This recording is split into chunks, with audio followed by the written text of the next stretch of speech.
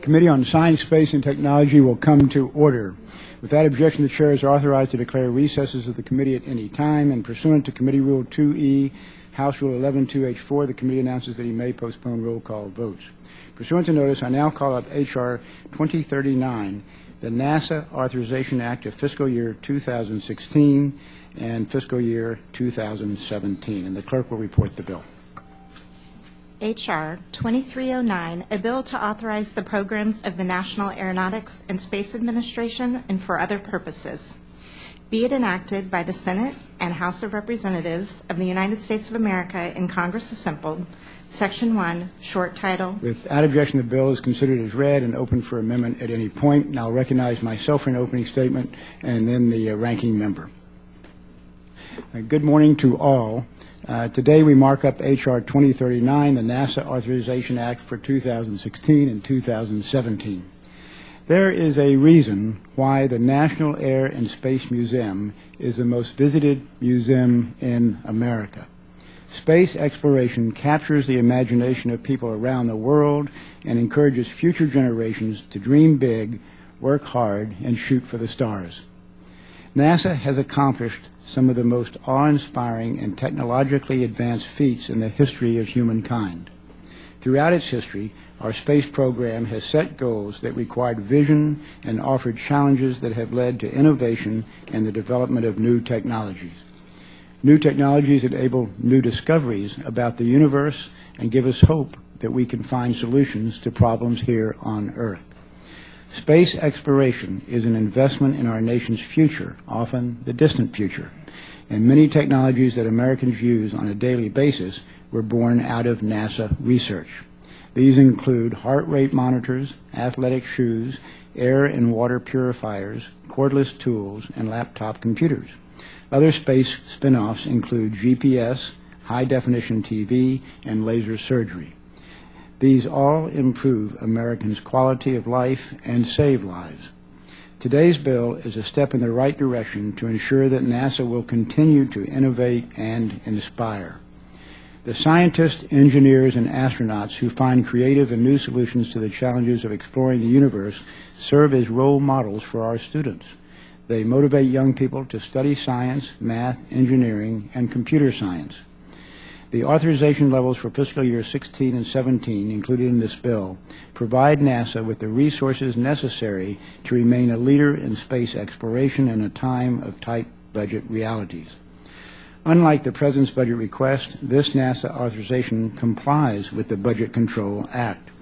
The bill allows for additional funding support only if it is budget neutral and corresponding offsets are identified. The bill funds NASA at its top-line request of $18.5 billion for fiscal year 16 and $18.8 billion for fiscal year 17, while including necessary additional resources for national priorities such as the Space Launch System and Orion. It also establishes a balance between the exploration and science accounts by funding both equally at $4.95 billion. The bill also balances funding across all the science divisions. It increases funding for the James Webb Space Telescope to enable it to stay on track, and it increases funding for astrophysics and heliophysics to study our universe and our sun. The bill increases funding for commercial crew by $438 million, the International Space Station by $123 million, exploration, research, and development by $68 million, safety, security, and mission support, which funds center operations, by $84 million, and construction and environmental cleanup by $53 million. Overall, the bill provides $30 million more than the President's request. For 50 years, the U.S. has led the world in space exploration. We must ensure that the U.S. continues to lead in space for the next 50 years.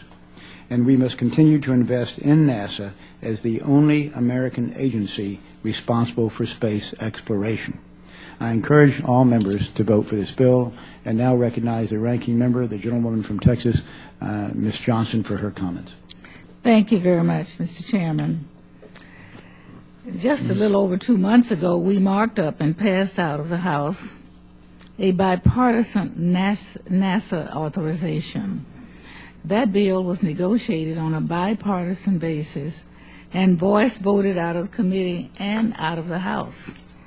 Apparently, the majority doesn't like to proceed with that much efficiency and bipartisanship, because here we are, just 2 months later, with a completely different approach.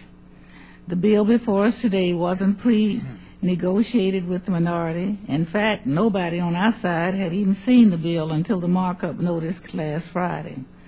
Moreover, we didn't even find out about the majority's intentions to hold a NASA markup this week until the day the markup was noticed.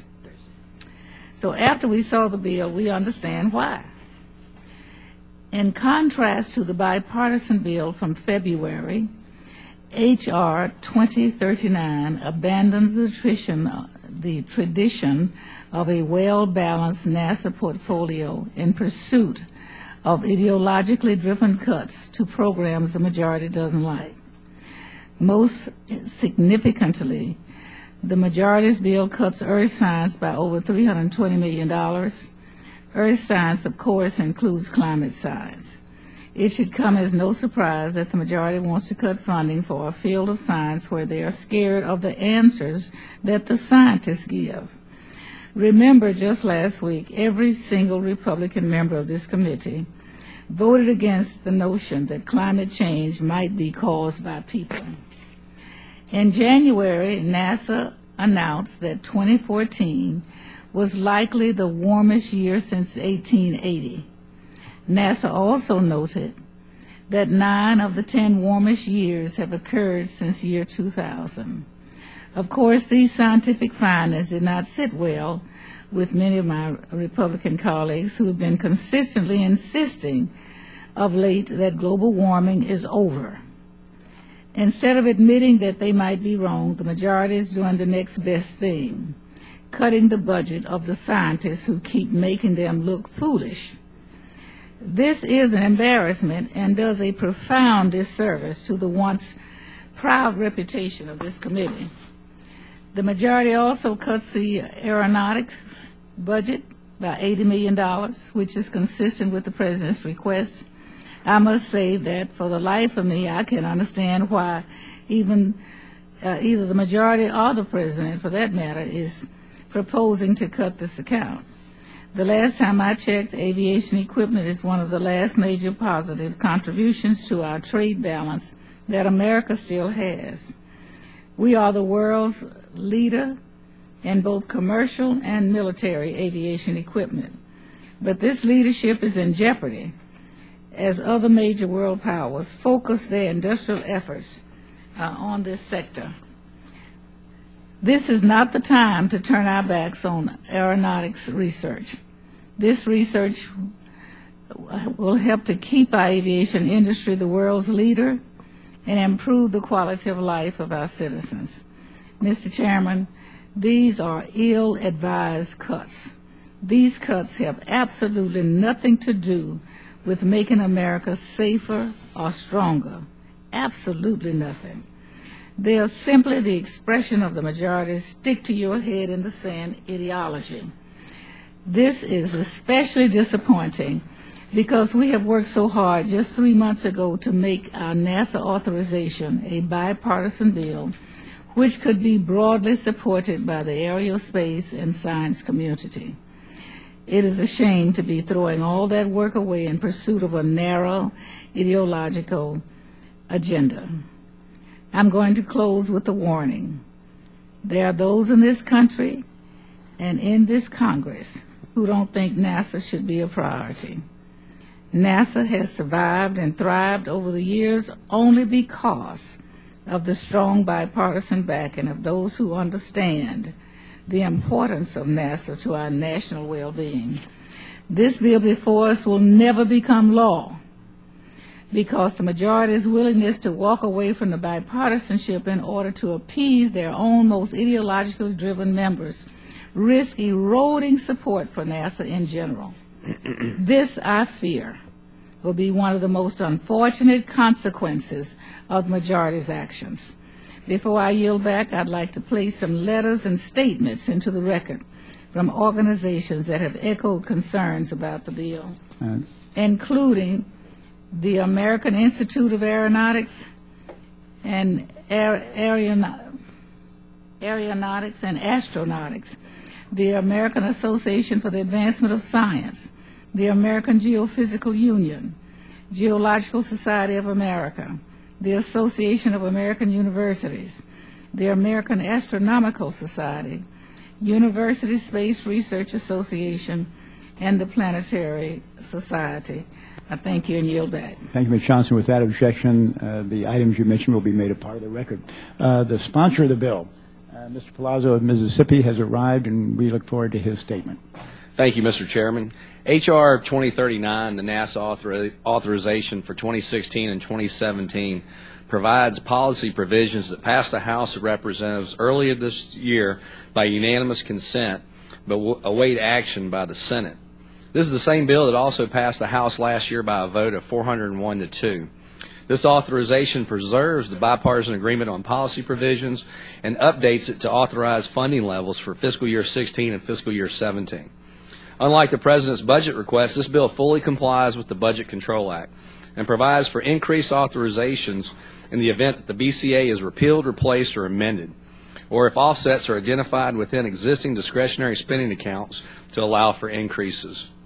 Fiscal year 16 and fiscal year 17 authorizations are aspirational levels that match the President's budget request top line for NASA and readjust sub-account levels to align with national priorities and return balance to the entire agency. Fiscal year 17 is a 1.5% increase for inflation in line with the President's request. If BCA relief or offsets are not found, then authorizations are limited to constrained levels. Aspirational levels create a balanced portfolio between exploration and science, $4.95 billion each. The bill also returns balance to the Science Mission Directorate by funding $1.5 billion for Earth science and $1.5 billion for planetary science, and $2 billion total for astrophysics, the James Webb Space Telescope, and heliophysics. The bill fully funds the Space Launch System and Orion crew vehicle under both the aspirational and constrained authorization levels, and accelerates the development of SLS and Orion in fiscal year 17 under the aspirational level. This will give NASA time to plan for the accelerated development, since we are just 6 months away from the beginning of the 2016 fiscal year. Also, the bill fully funds the commercial crew program under the aspirational level and increases funding under even the constrained level by $331 million. Because of the protest of a contract award last fall, NASA will have to delay milestones for the program.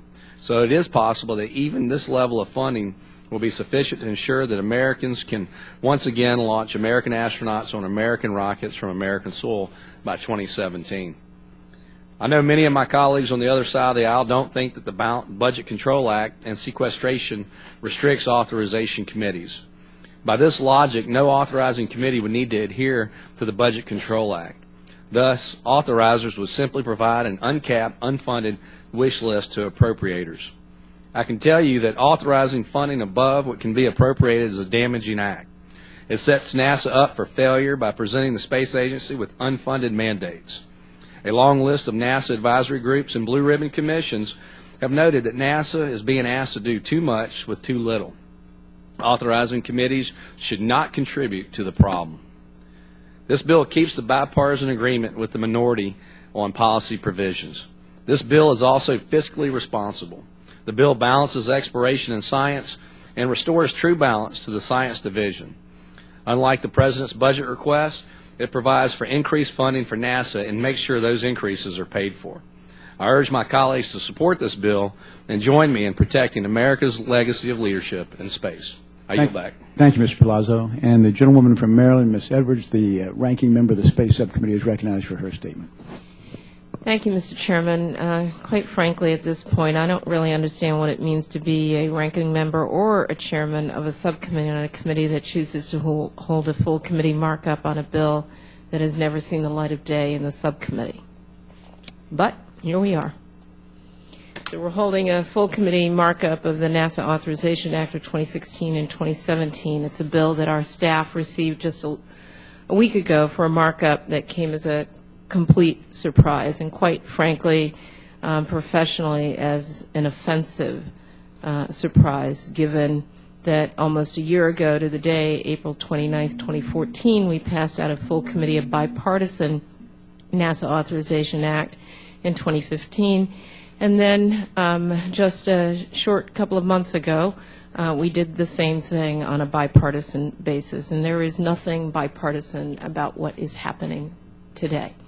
And that's a shame for the agency. It's a shame for the industry. It's a shame for the researchers and scientists all across this country. And it's a shame for the United States' preeminence in space. I was proud of the collaborative and bipartisan process that we engaged in previously, and that is why, frankly, I am just so disappointed and appalled today that we just learned of a markup, and we are not going to pass anything that even smells bipartisan. And so now that we're moving forward with this very hastily called full committee markup, I actually don't understand the haste, frankly. I'm left to question the desire that I thought that we shared on this committee for our work, our continued work, in a bipartisan fashion. Very specifically, the bill proposes to gut the Earth Science program with proposed cuts of $500 million for each of fiscal year 2016 and 2017 from the President's budget request, which translates to cuts of hundreds of millions of dollars below the level appropriated for FY 2015. It's an action that would not only devastate NASA's Goddard Space Flight Center, which is in the county that I live in Prince George's County in Maryland. It's going to result in the loss of many skilled jobs, not just in Maryland, but in other parts of the country. It would also cripple a research program that's vital to understanding our Earth and its environment, despite the ideological disagreements that the majority seems to possess. The bill also proposes authorizations for space technology that are well below those directed in the President's budget request, and it cuts the funding for aeronautics to a level of $80 million below the fiscal year 2015 level. Mr. Chairman, you call the cuts and transfers made in this bill rebalancing. I call it a travesty, as I've said, for the industry and for the agency.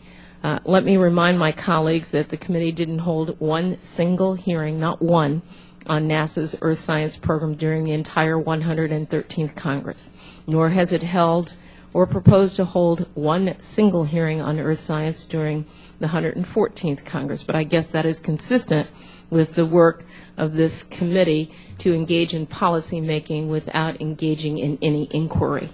Proposing to drastically reduce Earth Science funding without any review of the rationale or impacts of doing so is a perpetuation of the majority's attempt to legislate without following either regular order, I mean that's procedural, but worse, not following the advice of the scientific community.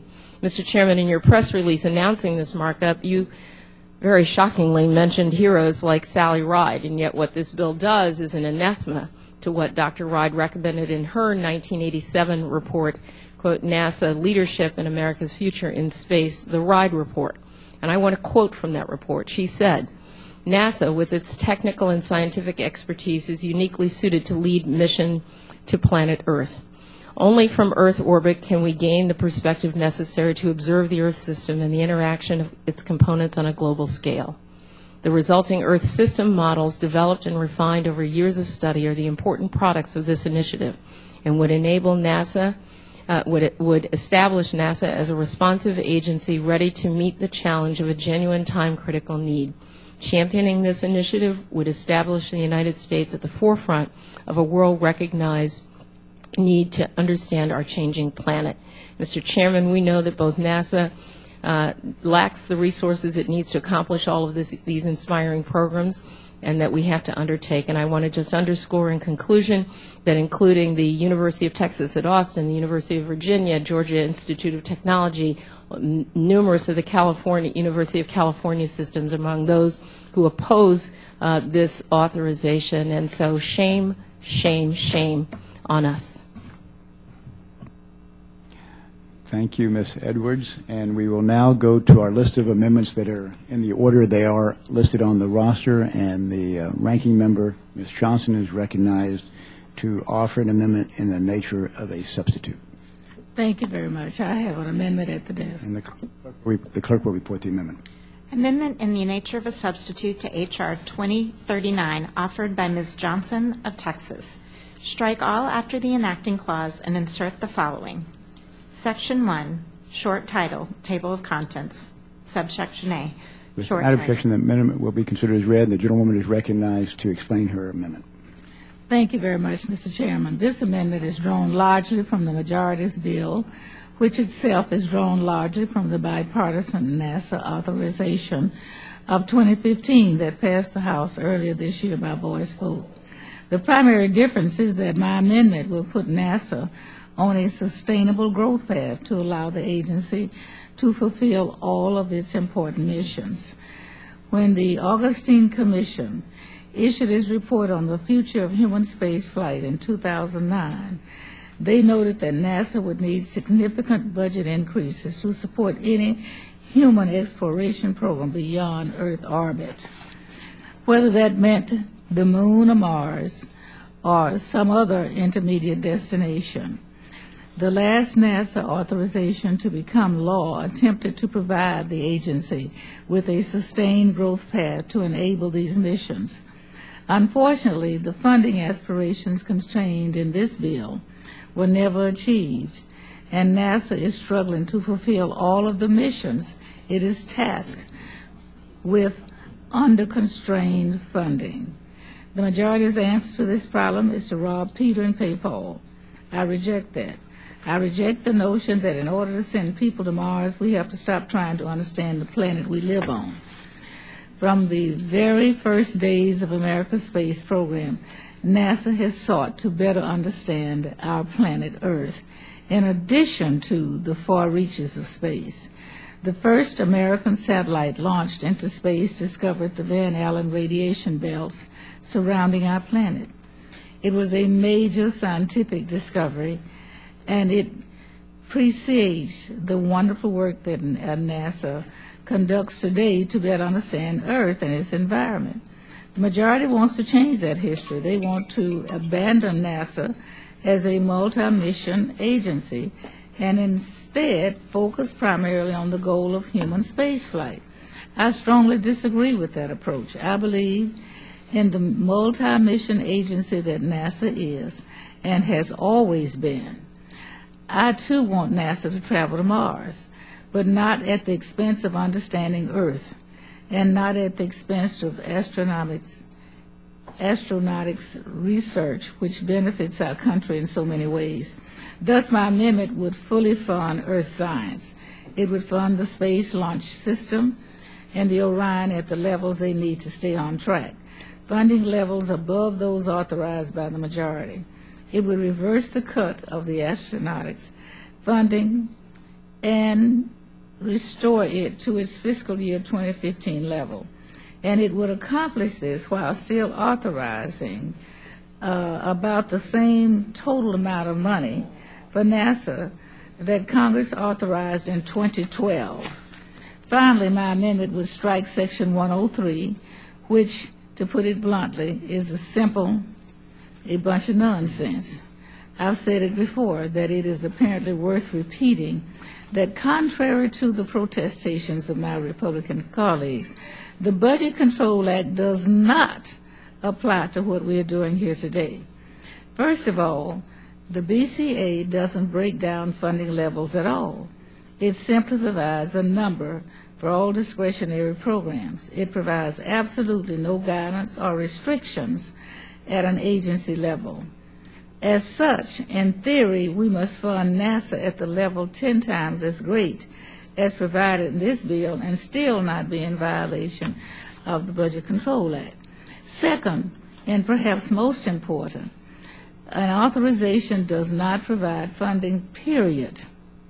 It simply provides recommended spending levels to the appropriators to carry out the functions in this authorization.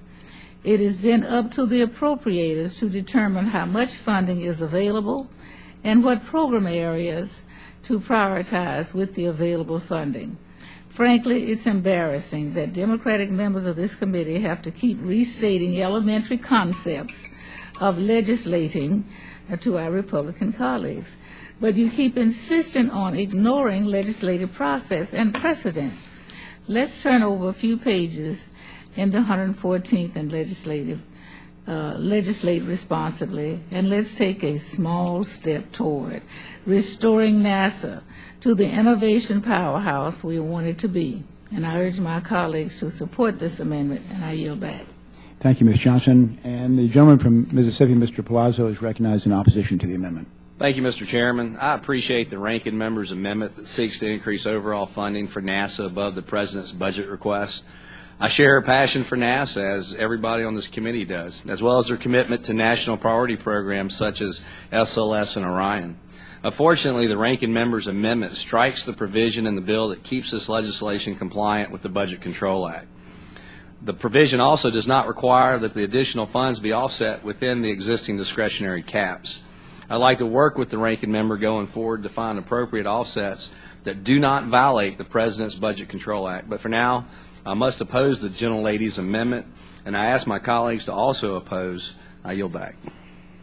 Thank you, Mr. Palazzo. Are there others who wish to be heard on the amendment? The gentlewoman from Maryland, Ms. Edwards, is recognized. Thank you, Mr. Chairman. I'm speaking today in support of the gentlelady's amendment.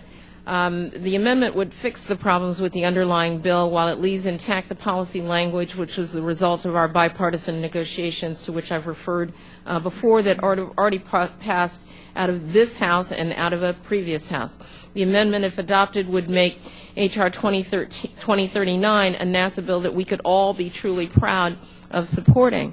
I just want to point out again that among the universities that are part of the University Space Research Association, really strongly in opposition to this legislation, encouraging us to try to find a common way forward, include the Alabama A&M University, the University of Alabama in Huntsville, where a lot of jobs are going to be lost if we don't pass this amendment, the University of Arkansas, Florida State University, the University of Illinois at Urbana-Champaign, Mississippi State University, the State University in the ranking, subcommittee ranking members state, Rice University and almost the entire state of Texas university system, Texas Tech University, Texas A&M University, University of Texas at Arlington, University of Texas in Austin, University of Texas in Dallas, University of Texas Medical branch. The reason is because all of these universities, and the gentlelady from Virginia Polytechnical Institute and the University of Virginia, all in opposition to what we're doing here today. The University of Wisconsin at Madison. And the reason that the research community is opposed to the underlying bill and supports this amendment in a common way forward is precisely because they know that it will undercut the work that's being done at NASA. It will set us not just one step backwards, but a giant leap backwards. It would be nice if we could get back to being an authorizing committee again and not simply trying to shadow whatever the Commerce, Justice, State Subcommittee is doing. You know, NASA's always been a bipartisan endeavor, and part of the reason for that is NASA's always had bipartisan detractors. By turning this process into a distinctly partisan one, the majority is risking the delicate balance of support that sustained NASA for the last 50 years. And I just want to remind the majority that the fact is that you've gotten way out of the practice of a bipartisan approach for authorization. And virtually every agency in the Science Committee's jurisdiction is operating under a lapsed authorization, including this one. So whatever it is the majority has been doing these last 4 years, it just is not working for NASA. It's not working for the industry. The amendment would maintain NASA as a multi-mission agency by fully funding earth science, aeronautics, and space technology. The amendment also funds SLS and Orion at the levels needed to keep these projects on track, even at a time where the majority complains if a program is falling behind but doesn't provide the resources to keep it on track. It really just doesn't make sense. And for the members who are on the other side of the aisle, who either don't know or have forgotten, an authorization looks like what the gentlelady's amendment is, and it would tell the Appropriations Committee what we believe is necessary in fulfilling NASA's missions. And then it's the job of the appropriators to make sure that they can allocate those appropriations fairly and in balance. But our job is different as an authorizing committee, and all of the gentlemen who are on the walls here who've been chairman of this committee, boy, it'd be nice to see a gentlelady as chair on one of these pictures on these committees. But all of the gentlemen across this wall have always understood the importance of a bipartisan approach to funding NASA, to funding our research, and it is why the research community, the university community, in every single research institution located in every single one of the states represented by the members on this committee, is soundly and resoundingly opposed to what the majority is doing. I strongly urge a yes vote to get us back to a balanced approach by supporting Ms. Johnson's amendment. And with that, I guess I have to yield. Thank you, Ms. Edwards. Just real quickly, I don't believe any of the universities that you have mentioned has written us a letter. They're members of an organization that opposes some of the bill and supports some of the bill, but I don't want your comments to be taken literally because I don't believe they're accurate. Are there other members who wish to be recognized to discuss the amendment? If not, the question is on agreeing to the amendment offered by Ms. Johnson. All in favor say aye. Aye. All opposed, no. Opinion of the chair, the noes have it. A recorded vote has been requested, and pursuant to committee rules, a recorded vote on the amendment offered by Ms. Johnson will be postponed. We will go to the next amendment on the roster to be offered by Ms. Edwards, and she is recognized for that purpose.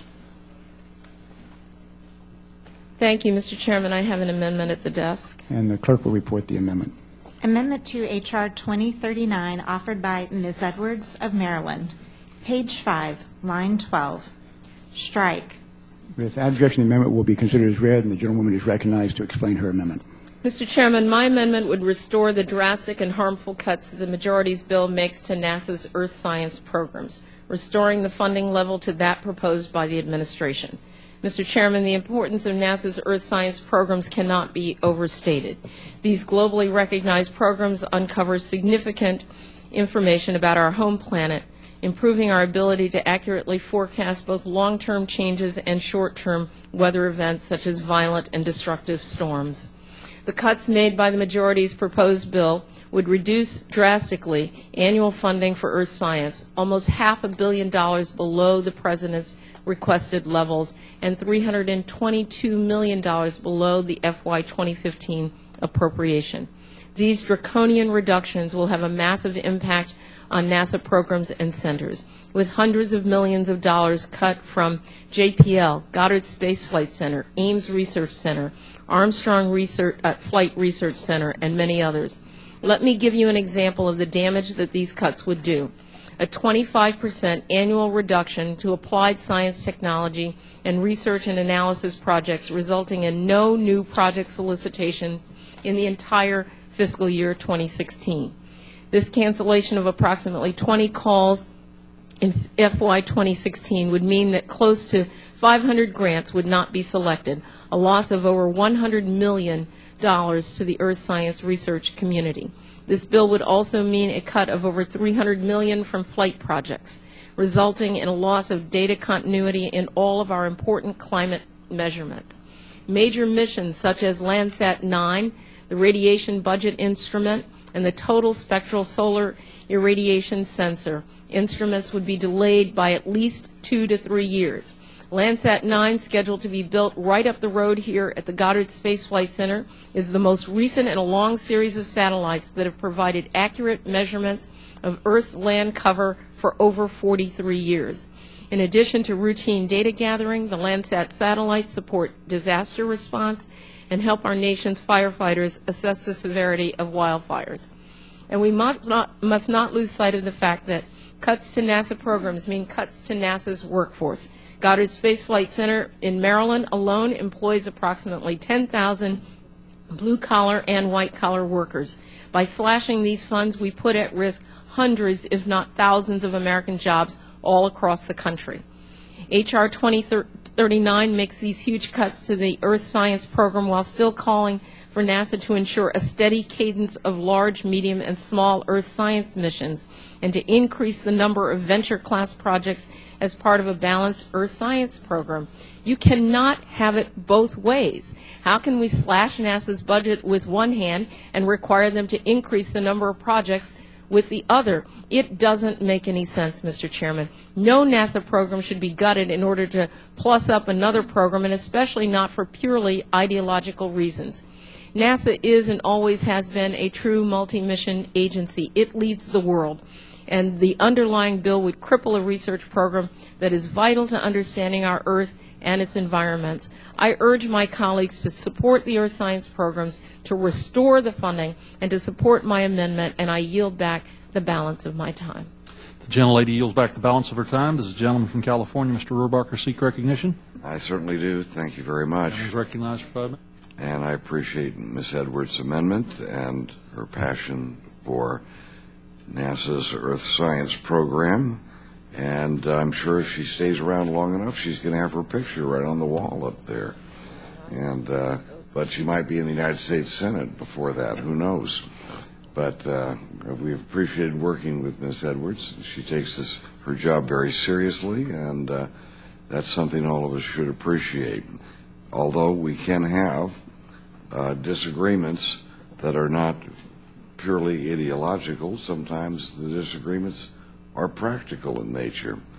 For example, we are not talking about cutting the NASA budget. My reading of it is the NASA budget that we're talking about is about the same as what we had last year, and we're talking about setting the priorities in the NASA budget. And prioritizing is much different than the idea of just cutting the budget. And in fact, however, when you're talking about how many hundreds of billions of dollars that we are borrowing every year from China in order to just to make our government operate, maybe trying to find some places to cut might well be justified. And in fact, rather than increasing more spending, which is what Ms. Edwards is proposing, is let's not prioritize here. Let's just increase the overall spending level. And what we're presented, what we're really saying is, let's borrow even more money from China in order to do more things. Well, I have no doubt that the things that are being suggested are wonderful options, and if we were just not spending the money that our grandchildren are going to have to pay for, they might well be justified. But I'm sorry that right now I must oppose this amendment. I encourage my colleagues to do the same, because what we're really talking about in Ms. Edwards' amendment is, again, borrowing more money from China in order to do more things, and they may be good things. But also, let me suggest that what we're trying to do with Earth science is that we understand at least that can be done by somebody else other than NASA. I mean, we've got data being used by other agencies, and Department of Agriculture and the Forest Service. Many of the things that were just mentioned to us actually are the responsibilities of various other government agencies. And in fact, there are 12 other federal agencies performing Earth science. But NASA is the only bureau agency that basically explores space, and that should be, our focus. If you don't focus on your job, the central job, try to do too much for too many people, and you're not going to get anything done for anybody. And that's been my rule of thumb here, and I think it applies to what we're talking about. And I would just suggest, I don't want to toot my own horn here or anything, but I did suggest to people that when we went into the SLS program and we started talking about building that big rocket, that there were going to have to be priorities set, and people were going to have to come down and find out where that extra cost would be. And Ms. Edwards was, I think, and continues to be, a big supporter of that massively new, expensive program. And so I would suggest that we be responsible. We try to restructure things so that NASA is doing what it's supposed to do and that other agencies can't do, and that's the responsible way to proceed. I don't think that means I'm being ideological. I think that means that you sort of practice a responsible way of budgeting rather than simply ignoring the fact that we're still borrowing significant sums of money that are putting our grandchildren in debt.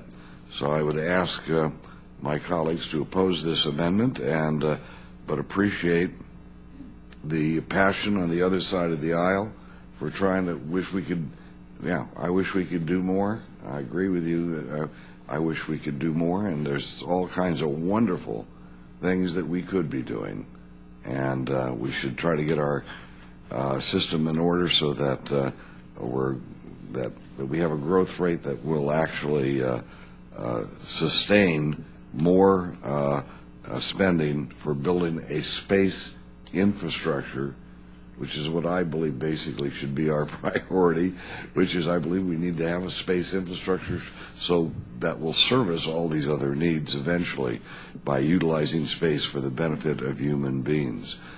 So I ask my colleagues to oppose this amendment. Gentleman's time has expired. Does the ranking member seek to be recognized? Yes, Mr. Chairman. Gentlelady is recognized for 5 minutes. Thank you. I move to strike the last word. I want to thank Ms. Edwards for offering this amendment, which would restore earth science funding at NASA. As I mentioned in my opening statement, the majority's cuts to earth science are driven by one thing: anti-science ideology, which rejects the notion of a human role in climate change. There really isn't any other rational reason for these cuts. It doesn't make any sense to want to study every planet in our solar system except for the one we live on. And the results of NASA's Earth Science program benefit our nations greatly. Past work in this area has ultimately helped our weather and climate forecasting and has had tremendously beneficial effects on land use and monitoring and planning. But the benefits of this work to our country and to our citizens apparently don't matter to some of my colleagues, all because of one issue where they're on the wrong side of history: climate change. Now, my Republican colleagues will say that other agencies should do this work. Who? The majority has balked at the climate work of NOAA performing, even going so far as to prohibiting NOAA from organizing a climate service. The majority also attacks DOD and DOE and Department of Agriculture, the NSF and EPA programs that have anything to do with climate.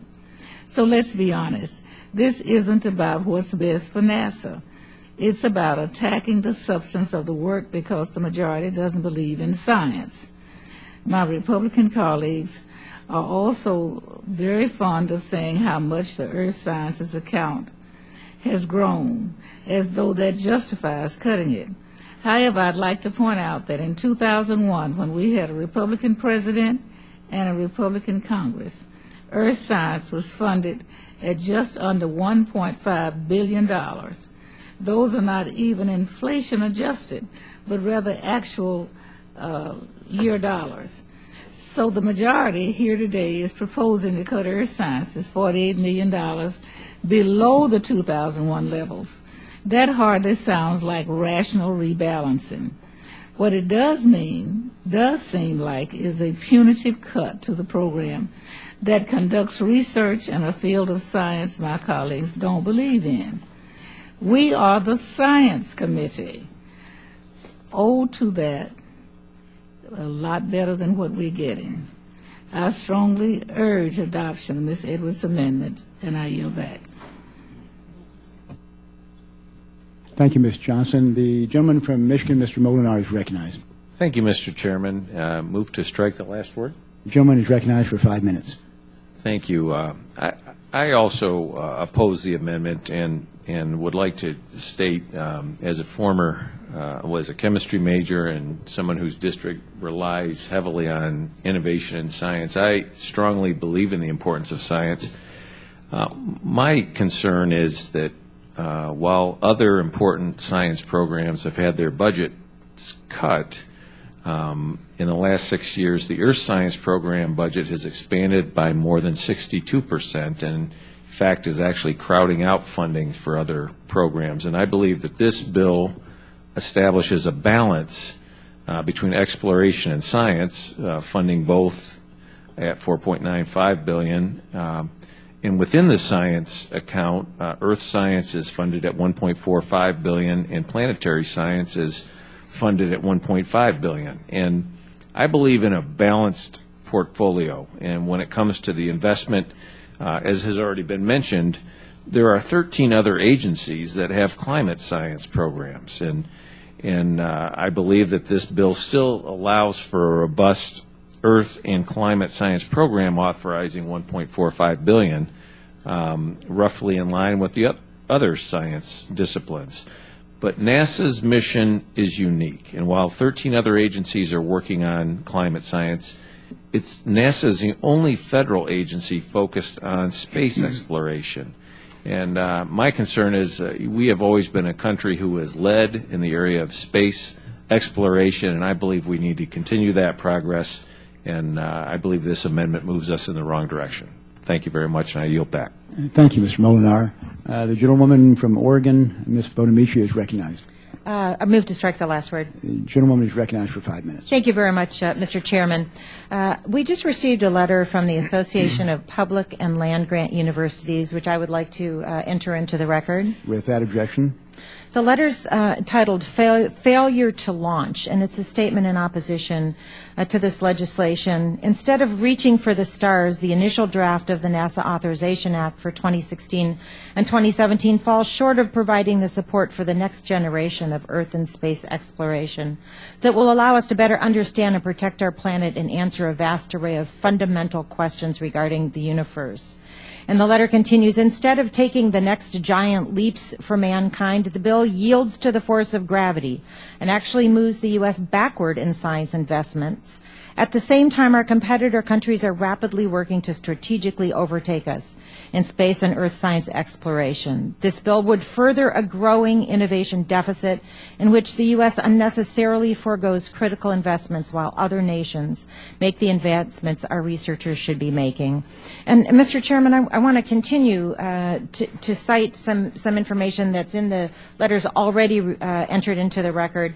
And with regard to the Association of American Universities, of which my alma mater, University of Oregon, is a member, I'm glad that the association spoke with a collective voice. And perhaps if we had had slightly more than a week notice about the markup, we would have heard from individual institutions. But with that short notice, I appreciate that the association submitted their letter in opposition.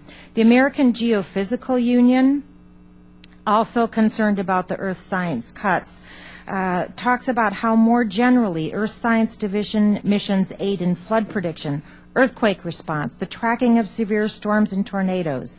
Greater knowledge and prediction skill are urgent when we consider the effort, time, and costs of protecting infrastructure along coasts, rebuilding fish populations, managing water resources for manufacturing and agriculture, and restoring communities in the wake of hazards. The American Institute of Aeronautics and Astronautics also is very concerned and opposed because of this cut to Earth sciences, and they state we must not lose sight of the fact that the success of Earth observation and weather monitoring, among other things, remain vitally important to the sustained economic prosperity and national security of the United States. NASA can not only be about exploring Mars, resupplying the International Space Station, and fostering private-public partnerships for continued space development.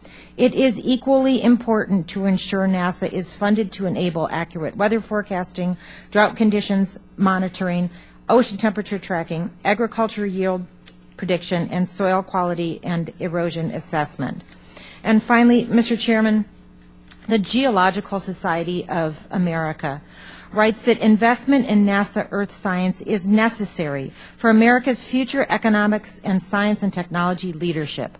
both through discoveries and advances that are made and the scientific talent developed through their programs.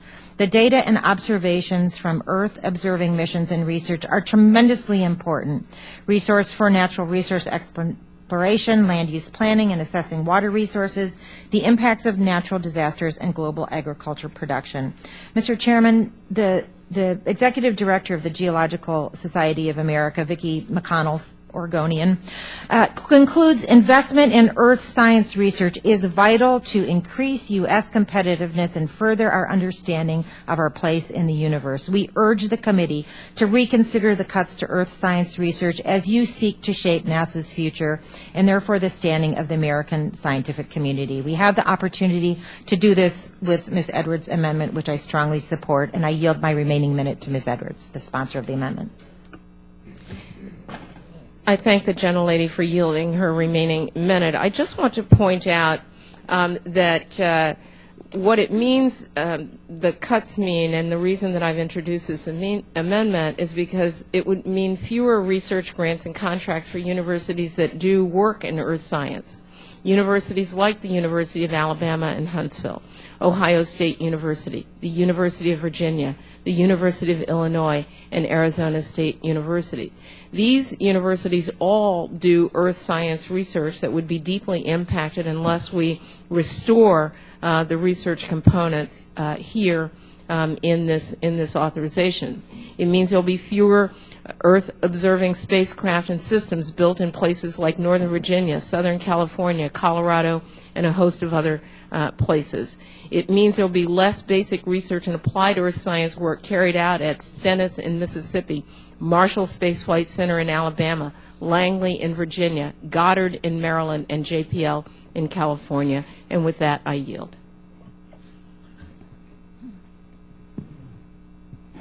Thank you, Ms. Edwards. Let me mention that I think every single Democratic member this morning has complained about 6 days not being enough notice of a markup. And I want to repeat the same thing I said during markup of the Competes Act, where we gave the minority 7 days notice, that House rules only require 48 hours notice. Maybe in the future we will try to go strictly by the House rules, and the 6 days and 7 days notice will be more appreciated. The gentleman from California, Mr. Swalwell, is recognized for his comments. Mr. Chairman, I move to strike the last word. The gentleman is recognized for 5 minutes. Thank you, Mr. Chairman. I also speak in favor of the Edwards amendment. Earth science is space science, and space science is earth science. Mr. Chairman, you were kind enough to lead a delegation to Antarctica with members of this committee back in December. I very much enjoyed that trip. I learned a lot, and one of I thought the most informative members of that trip was NASA astronaut John Grunsfeld, who traveled with us on that trip. And I remember John marveling as we flew over the McMurdo dry valleys in Antarctica. And John told the group that these dry valleys most closely resemble on Earth the terrain that we would find on Mars. There is not a disconnect between what we have here on Earth and what we can learn in our solar system. And I would encourage the chairman and my colleagues across the aisle to appreciate that earth science is space science is earth science, and that today's proposed authorization vastly underfunds earth science. And I would hope that all of us here are seeking to find the best policies to equip our agencies with the tools to serve the American people and conduct high-quality research. If my colleagues honestly believe that NASA should not be doing any earth science, which is a sentiment that has been expressed in the past, the next logical question is, what agency should the federal government have to conduct this research? When I look back at previous remarks about NOAA's budget or the DOE's budget or NSF's budget, and most notably the budget of the EPA, my colleagues on the other side of the aisle have used the same refrain, which is to argue against any climate or earth science being used. And so I have two questions, and I would yield to any of my colleagues who would like to answer this on the other side. Can we justify which research institution or expert recommends cutting the earth science budget at NASA, and any proposal on who should be doing or conducting earth science in the federal government? And I would yield if anyone would wish to offer a justification for that. Mr. Chairman, I don't see any of my colleagues wishing to offer a justification, which can only lead me to believe that there really is not a logical justification. And I hope that we can return to the bipartisanship that has occurred around funding earth science at NASA because, and I will conclude, earth science is space science and space science is earth science. Thank you. Thank you, Mr. Swalwell. Are there others who wish to be heard? If not, the question is on agreeing to the amendment offered by Ms. Edwards. All in, the gentleman from California, Mr. Takano, is recognized. I move to strike the last one. The gentleman is recognized for 5 minutes. Mr. Chairman, I'm sorry that I'm making these comments as my colleague, my good colleague from California, has left the room. He posed an interesting dilemma about our children having to pay for, if we were to adopt Ms. Edwards' amendment, have to pay for it in the future, and is worried about the indebtedness to China. I am also concerned about our indebtedness to China, but there are ways in which we can avoid going into further debt. We can look to other parts of the budget, and I would suggest to you that our investments in science and basic scientific research are seed corn, and we don't want to ever eat our seed corn. And to take that analogy further, I am worried also about the advancements within China and other nations in their scientific endeavors, and that our children will also pay a heavy price if our country loses its preeminence in science. And I would suggest that we need to return to a spirit of a bipartisan interest in keeping this nation's edge in science, and I will enthusiastically support my colleague from Maryland's amendment. Thank you, Mr. Takano. The question is on agreeing to the amendment offered by Ms. Edwards. All in favor say aye. Aye. Opposed say no. In opinion of the chair, the noes have it. The amendment is not agreed to, and pursuant to committee rules, a recorded vote on the amendment will be postponed. We will now go to an amendment I believe to be offered by the gentleman from Virginia, Mr. Byron. He's recognized for that purpose. Thank you, Mr. Chairman. I have an amendment at the desk. And the clerk will report the amendment. Amendment to H.R. 2039, offered by Mr. Byer of Virginia. Page 5, line 12. Without objection, the amendment will be considered as read, and the gentleman is recognized to explain his amendment. Yeah, thank you, Chairman Smith.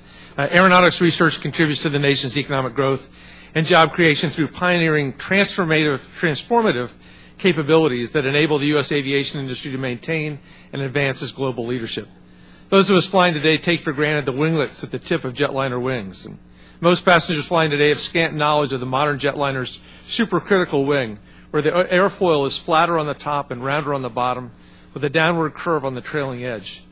Without sounding overly technical, that unique shape helps delay the onset of drag, thus increasing the fuel efficiency of aircraft flying close to the speed of sound, and that's critical to today's airlines. What's important to note is that all of these critical innovations were the result of NASA's aeronautics research. Another revolutionary technology being developed in collaboration with the Air Force and the private sector is an airplane wing that is able to bend itself like a bird's wing, providing the same functionality with much less weight. This project, recently unveiled, can be used to increase fuel efficiency, saving millions in air travel, and an even reduced noise at takeoff and landing, something many of my constituents living near National Airport appreciate. So, Mr. Chairman, today more than ever, we need NASA's aeronautics research to be able to continue to innovate. But that ability to innovate and reduce technical risks so that these innovations can find their way into production aircraft is hampered by funding levels that haven't even kept pace with inflation. Fortunately, the Congress recognized this harmful state of affairs and responded by providing higher than requested funding in fiscal year 2015. In particular, House Appropriations noted in recommending this higher appropriation that it was, quote, frustrated by NASA's lack of budgetary support for the aeronautics program.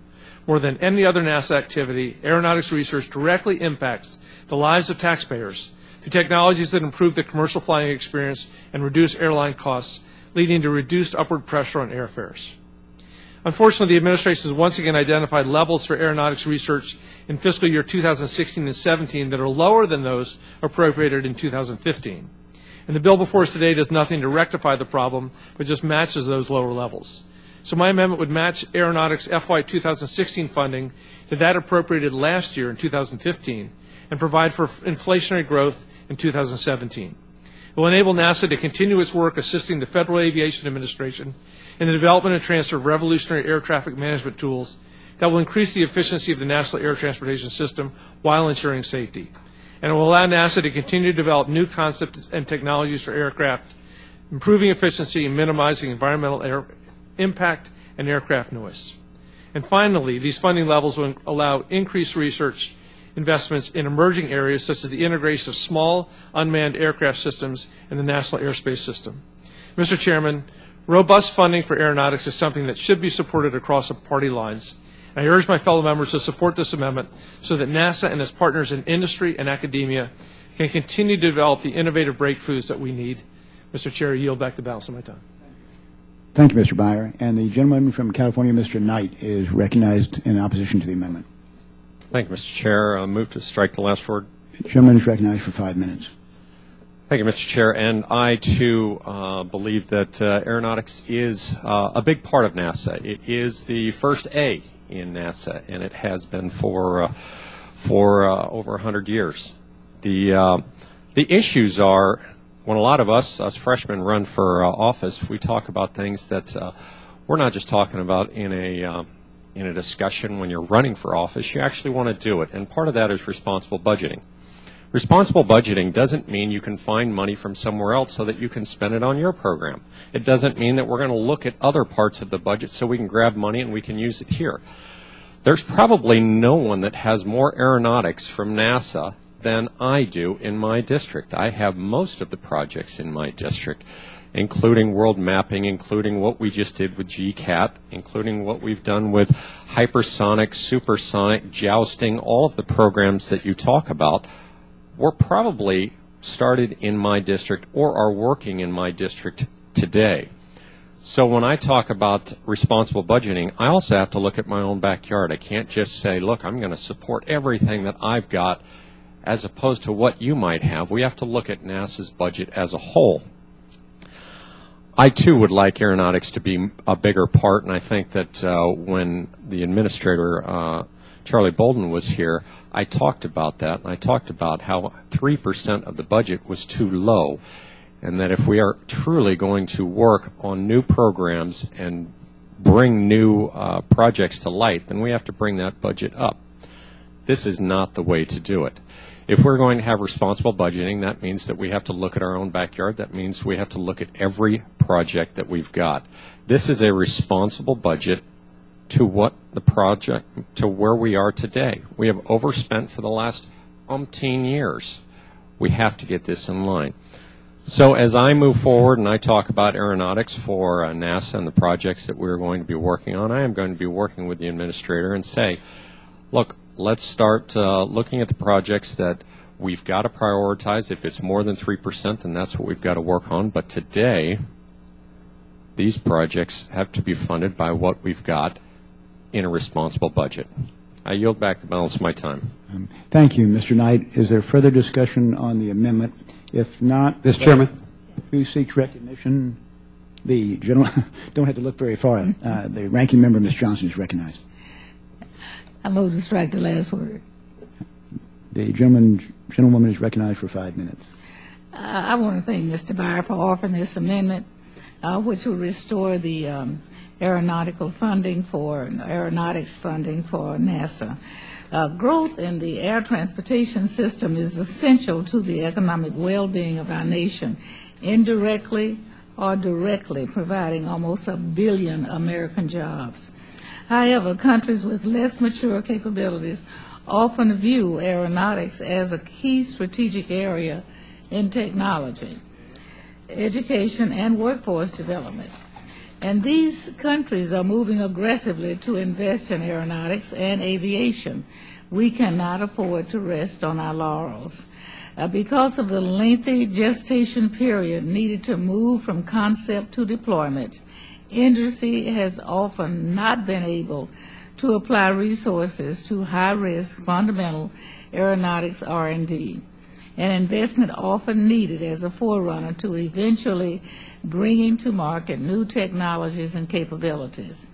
Successive administrations and Congresses have believed that NASA has a unique role to play in this pre-competitive area and see sustaining the nation's competitive edge in aviation as requiring sustained government investment in R&D.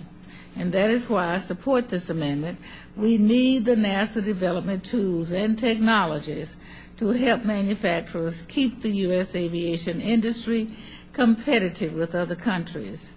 Right now, we are passing around letters and collecting signatures trying to protect airspace and trying to protect our airlines from all of the encroachment of other countries. The only way we can do that is to be technologically ahead of them. The higher funding in this amendment would allow that to happen and maintains momentum and enabled by the Congress fiscal year 2015 appropriations for aeronautics. I urge my colleagues to think ahead and support this amendment. It will help our entire nation and create jobs. I yield back. Thank you, Ms. Johnson. And the gentleman from Florida, Mr. Posey, is recognized. Thank you very much, Mr. Chairman. I appreciate Mr. Byers' well-intended amendment and his passion for the aeronautics research program. I share that passion. This amendment would increase the authorized levels above the President's request. The authorized levels in the current bill already fund the aeronautics program at the President's request. This amendment would expand the overall cost of the legislation without identifying any of the offsets. So, we don't have a bottomless pot here. We have to, take something from somebody else to give to somebody different, and we don't identify that offset. We don't say who we're going to take the money away from here. The authorizing committees have a responsibility to give guidance to the Appropriations Committee on program priorities. By ignoring the Budget Control Act spending caps, and I voted against the Budget Control Act, by the way, appropriators must comply with them. We are abdicating our authorizing responsibilities. We need to do better than ignore the budget law and allow appropriation to establish all funding levels. For this reason, though I wish we had more money and we could put more funding in it, I must oppose the amendment and encourage my colleagues to do the same. Thank you, Mr. Chairman. I yield back. Thank you, Mr. Posey. Are there others who wish to be heard on the amendment? The gentlewoman from Maryland is recognized. Thank you, Mr. Chairman. I'll be brief. I'm today in support of Mr. Byers' amendment. I just want to point out that I know we entered into the record a letter from the Association of American Universities, and I know that the association describes itself as speaking on behalf of 60 leading public and private research universities, some of which I read before, including parts of the University of Texas System, University of Virginia, the California universities, the Georgia Institute of Technology, among others, speaking on their behalf, even though we haven't heard from the individual institutions, speaking on their behalf. They say that for space technology, and I quote from their letter, for space technology, the Space Technology Directorate, the authorization bill proposes essentially flat funding under the aspirational budget and a 16% cut under the constrained budget. The proposed authorization for the Aeronautics Mission Directorate is 14% below the 2015 appropriation level of funding. Therefore, we, that is the collective we of those 60 plus universities and research institutions, therefore we, the committee, we urge the committee to reconsider the proposed cuts to SMD, space technology, and aeronautics directories. That's coming from those institutions that do research in space technology and aeronautics. Will the gentlelady No, I will not. Question?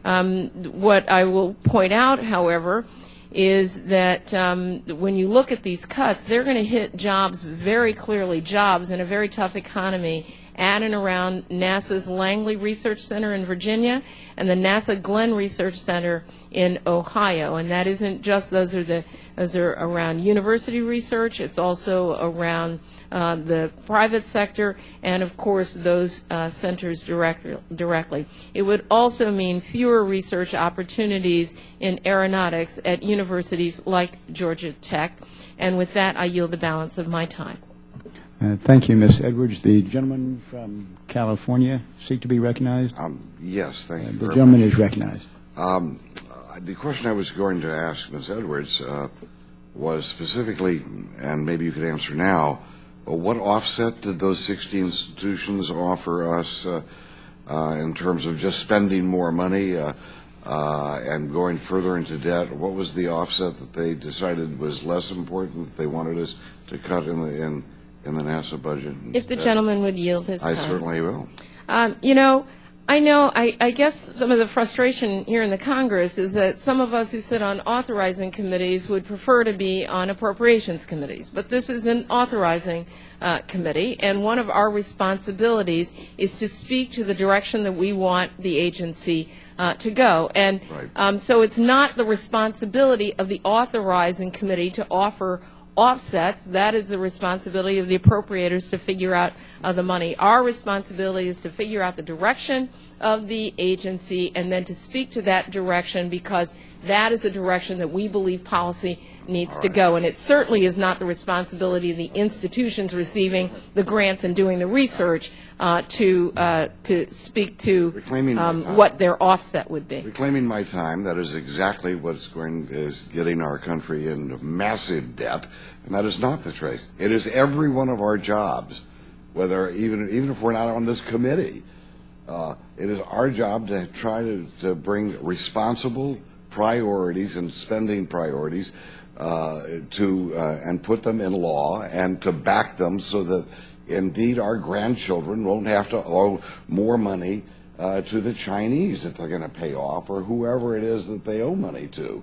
The fact is that these institutions, if you gave them a choice of priority, maybe they wouldn't be sending this letter, because maybe say, well, would you rather have the 60 institutions you're talking about, would they rather have the spending on these things that they're going to get the money for, if they had to, for example, give up certain tax advantages that we give to universities and for people who donate to universities in order to make sure that we have a balance in money coming in and going out. That's what's called being responsible.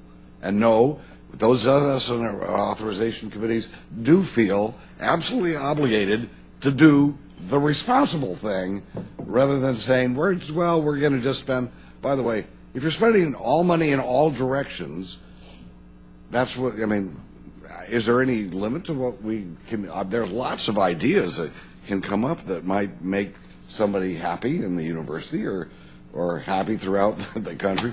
No, if we are to be responsible, we've got to redirect where this limited amount of resources our country has and our government has right now, and to make sure it's put to best use, and that requires us to think about it and not to slough it off on appropriators. Thank you very much, Mr. Thank you, Mr. Rohrabacher. The question is on the gentleman from California, Mr. Takano, is recognized. Mr. Chairman, I move to strike the last word. The gentleman is recognized for 5 minutes. Again, while the gentleman from California is in the room, I would pose this. I would pose the dilemma in a different manner. Yes, it is true that we have the Chinese investing in a number of American bonds, and they do finance some portion of our spending budget. But I'm also worried about keeping our preeminence in science, and especially in the area of aerospace. And you know that aerospace is a huge part of Southern California's economy, including the activity that goes on in the other gentleman from California's district in the high desert. And I believe that Mr. Byers' amendment is not only good for the nation, but especially good for California. And I don't understand why we are not united as Californians behind Mr. Byers' amendment, which would enhance the sort of basic scientific research that goes on to keep our preeminence in aerospace. It's obvious that Boeing is a highly respected company. It's an American company that draws upon the research. We compete well against Airbus. I'm worried about the advances that are going on in Embraer and the investments that are going on in China that will also threaten the prosperity of our grandchildren. As the authorizing committee, we do have, I think, a responsibility to set the direction and to make clear to the American people that we stand behind keeping this country's competitive edge. Would the gentleman yield? I'll yield to the Just to note that Boyne is the biggest employer in my district, and many of the projects that we're talking about are in my district.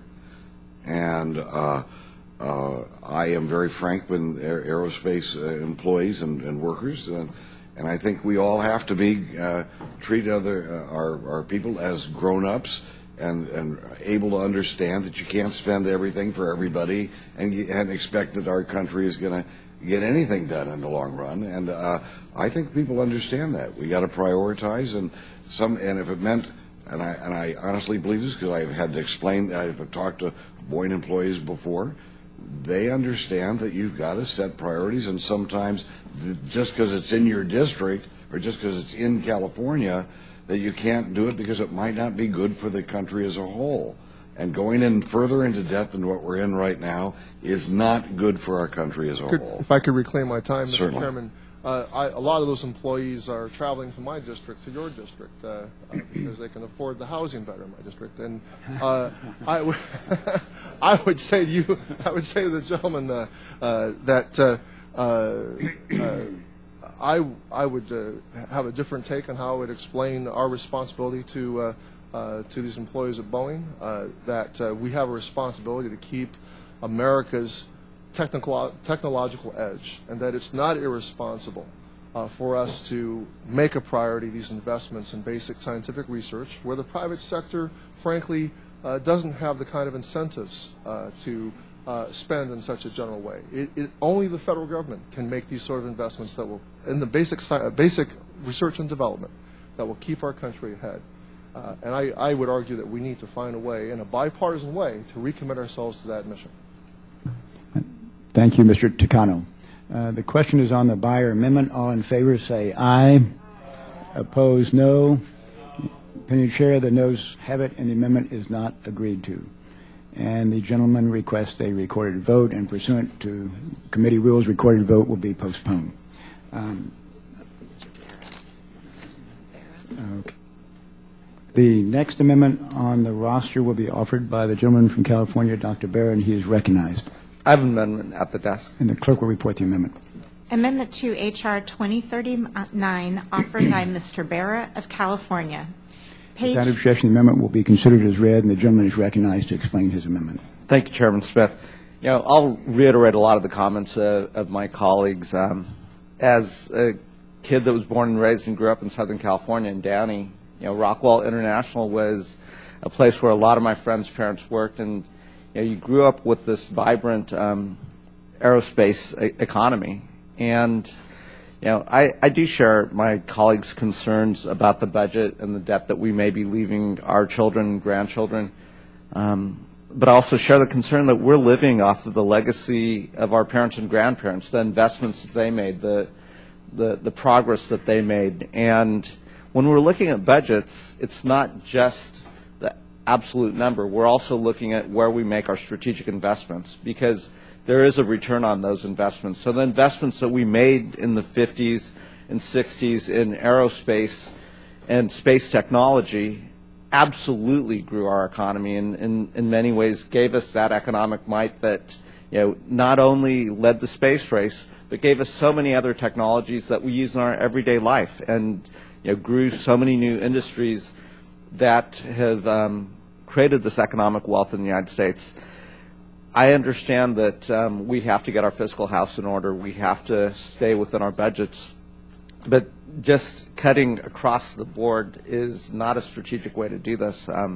We have to have a more vibrant discussion about where we are going to make investments, because, again, space technology has had huge impact. We saw it when I was growing up again in Southern California, and in the district I represent now, in companies like Aerojet Rocketdyne, with engine technology.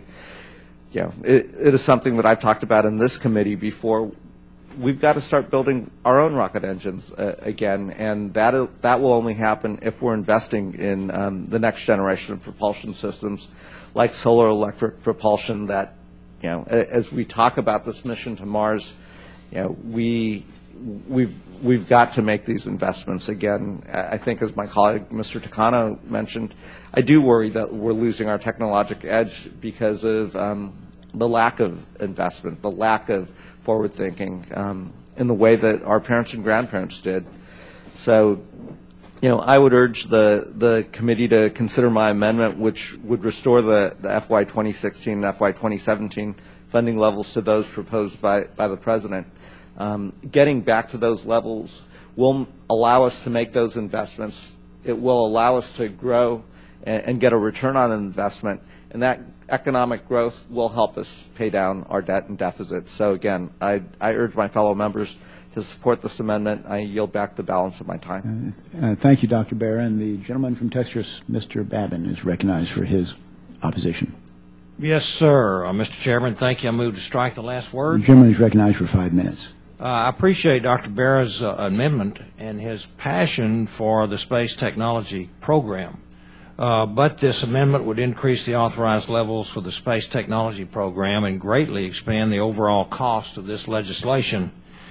With an $18 trillion debt, we need to be mindful of the American taxpayer and my 12 grandchildren's future. For this reason, I must oppose this amendment and encourage my colleagues to do the same. But as we move forward with the bill, I would certainly like to work with Dr. Barra to identify offsets for his proposed increases to be sure that they comply with the President's Budget Control Act. And I yield back, Mr. Chairman. Thank you, Mr. Babin. And the gentlewoman from Texas, Ms. Johnson, is recognized. Thank you very much, Mr. Chairman. I move to strike the last word. The gentlewoman is recognized for 5 minutes. I want to thank Dr. Barra for offering this amendment, which would raise space technology funding to the President's request level. I know that a number of my colleagues on the committee are keenly interested, as I am, in forward-looking human space flight program. Last June, the committee held a hearing entitled Pathways to Exploration, a review of the future of human space exploration. At that hearing, we heard from co-chairs of the National Academies panel, one of whom was Governor Mitch Daniels. Despite being a fiscal conservative, he embraced the goal of human mission to Mars. In doing so, his panel also cautioned that to get to Mars, we have to be willing to invest in space technology. And from our colleagues who want to ensure that the nation's investments result in dividends to the overall economy, do not overlook the benefits accrued from NASA's space technology program. Dr. Barra has described for you NASA space technology activities and how they impact NASA's future missions and strengthen industry capabilities. His comment on engaging universities and graduate students in innovative research projects is worth highlighting. Space technology provides our younger generation with the opportunity to innovate in ways we have never imagined. This is a good amendment. It is consistent with maintaining a strong NASA that is capable of contributing to the overall economy. I urge my colleagues to support this amendment, and I yield back. Thank you, Ms. Johnson. Are there others who wish to be heard on the amendment? The gentleman from Florida, Mr. Grayson, is recognized for 5 minutes. Thank you, Mr. Chairman. I think it's inaccurate to say that Congressman Barra's amendment would vastly increase the federal debt. In fact, it's a remarkably modest proposal. What the Congressman is proposing is that we increase the overall spending under this bill, the authorization, by less than 1%. In fact, about 2/3 of 1%. And we focus that increase exclusively on increasing expenditures for space technology. Now, why is that important? Because nobody else is going to do it.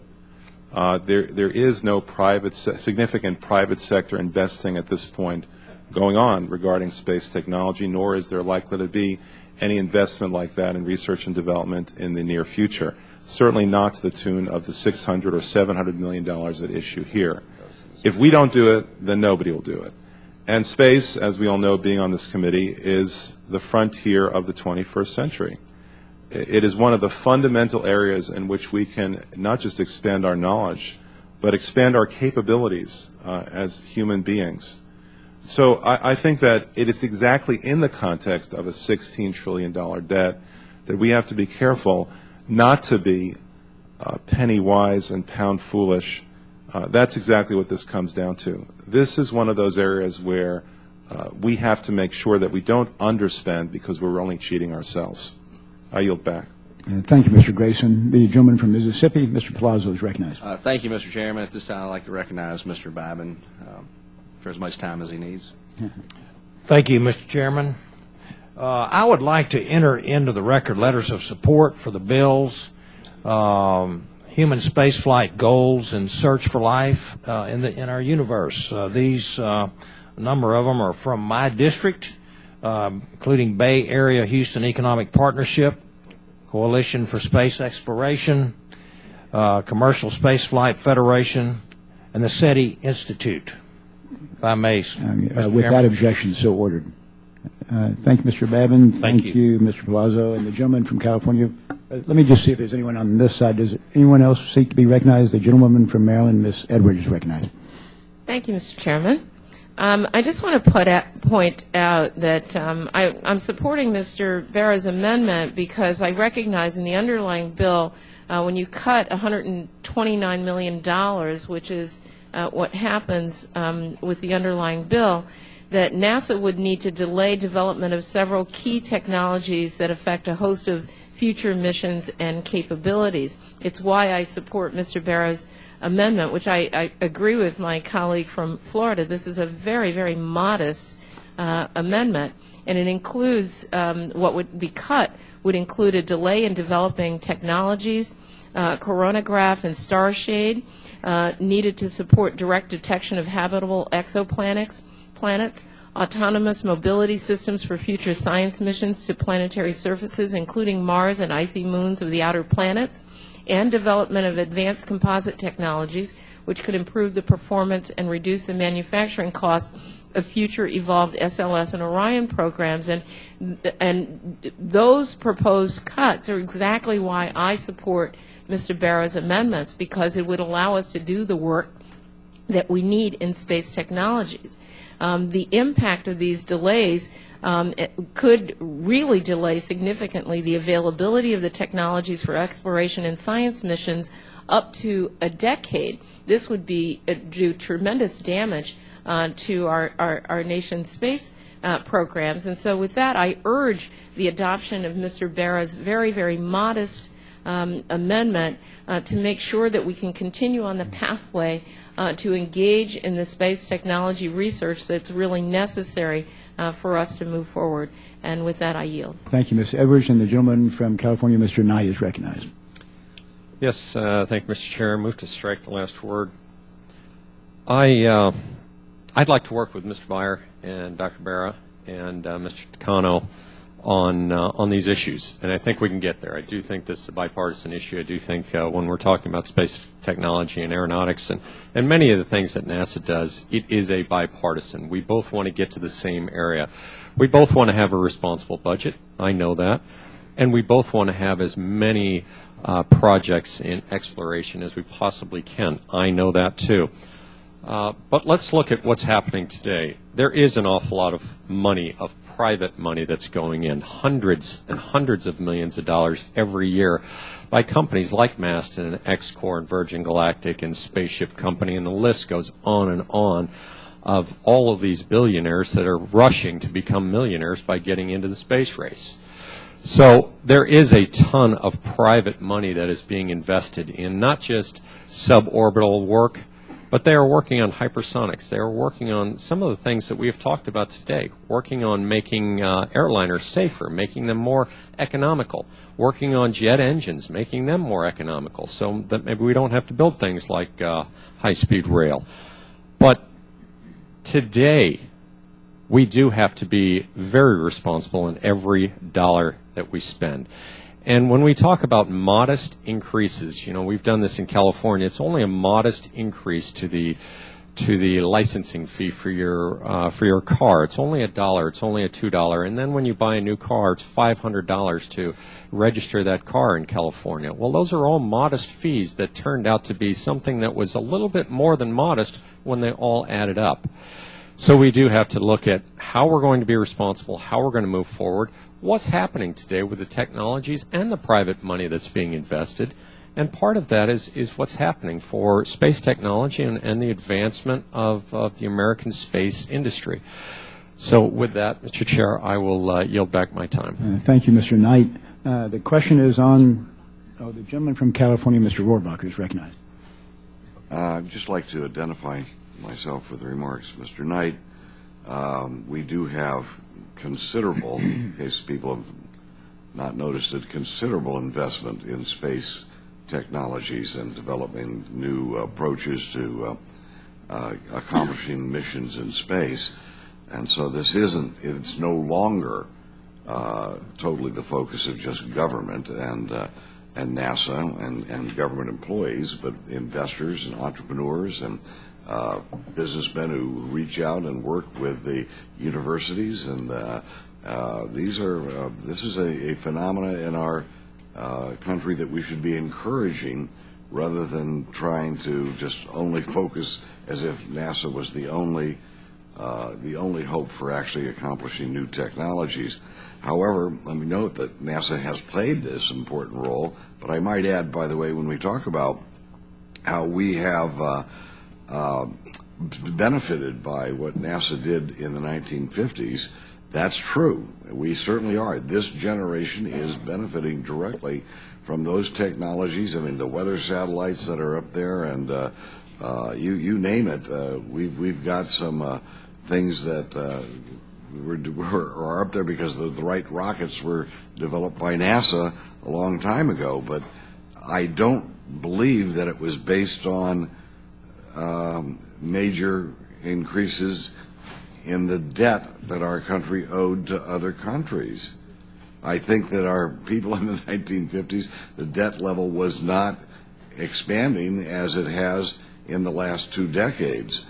And we have got to make sure that we deal with that, or the people 20, 30 years from now won't be looking back and saying how wonderful it was. They're saying they'll be blaming us for some economic catastrophe like the devaluation of our currency.